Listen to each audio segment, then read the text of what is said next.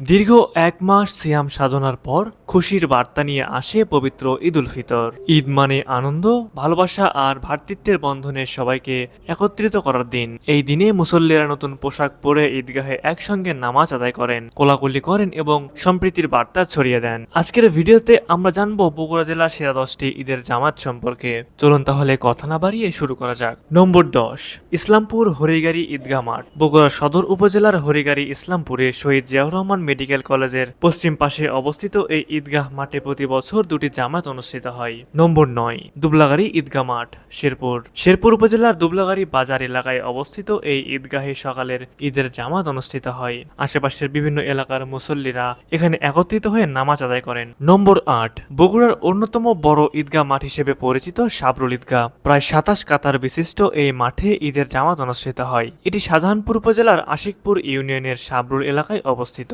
নম্বর 7, শাহজাপুর ফুলতলা মাদ্রাসা ঈদগাহ মাঠ। এই ঈদগাহ মাঠটি শাহজাহানপুর উপজেলার শাহজাপুর ফটকি ব্রিজ এলাকায় অবস্থিত।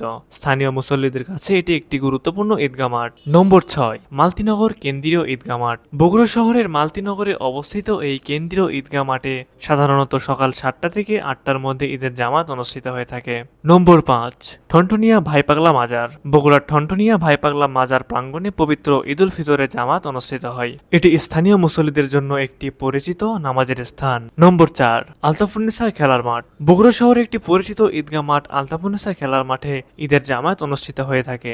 নম্বর 3, বাইতুর রহমান সেন্ট্রাল মসজিদ। বগুড়া শহরের সাতমাথা স্টেশন রোডে অবস্থিত বাইতুর রহমান সেন্ট্রাল মসজিদে ঈদের জামাত অনুষ্ঠিত হয়। এখানে ইমামতি করেন এই মসজিদের খতিব। নম্বর 2, জামিল মাদ্রাসা।